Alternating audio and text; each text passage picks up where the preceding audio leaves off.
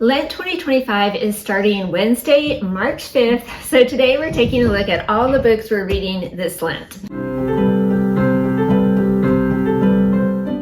And this year we have had the whole month of February Lent-free, but it's out there. It's coming. It's coming. Lent's always out there, but that's okay because we have books for that. And we have 6 whole weeks to read them, which always seems like a huge amount of time compared to Advent. But of course, as always, our goal with reading these books is spending more time with Jesus and growing in holiness.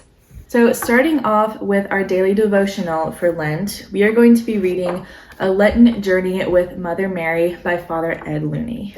So Father Looney wrote another book that we really like called How They Love Mary. So we're really looking forward to reading his Lenten reflections. And the idea of spending Lent with Mother Mary really appeals to us. She was at the foot of the cross. She understands suffering. And so it just feels right for us to spend Lent with her this year. So next is the Gospel of John.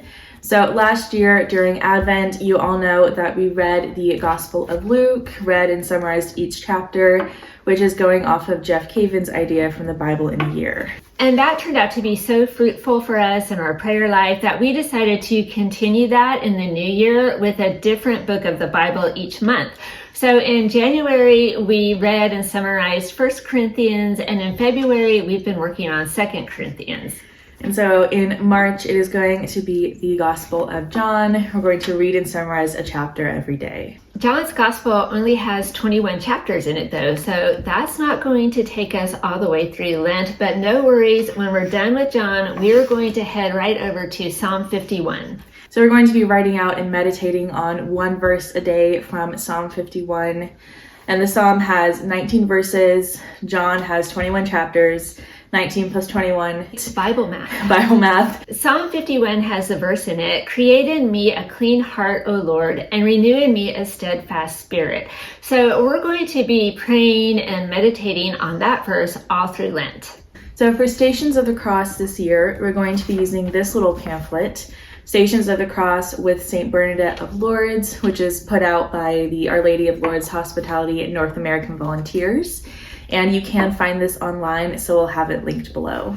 So we like to try out different Stations of the Cross books every year and read all the different reflections. And this one has reflections by a French priest, Father de la Tessonnière. I'm probably butchering the French, sorry. But we read recently that Saint Bernadette prayed the Stations of the Cross every single day as an adult. So, we just feel like we want to do this with Saint Bernadette this year. So next we are going to revisit an old friend, the Lenten Cookbook, which has an entire section in it about fasting, all written by Scott Hahn. So we cooked with this one last year, the joy of cooking in the Lenten season. I don't know how joyful that was. I don't know how much of that joy we felt. We felt because this one has Vatican chef level recipes in it, which is a little bit above our skill set. We're not quite at Vatican chef yet. But the recipe that we made did turn out. So this year we're concentrating more on Dr. Hahn's reflections on fasting and his advice for fasting, not just through Lent, but through the years. So we're going to appreciate all the beautiful artwork in this one. It's about 50 pages long, and we're also going to appreciate his good commentary and advice. And then each year during Lent, we like to pick a saint to get to know better. And this year is going to be St. John Bosco, and we're going to be reading this book, 40 Dreams of St. John Bosco.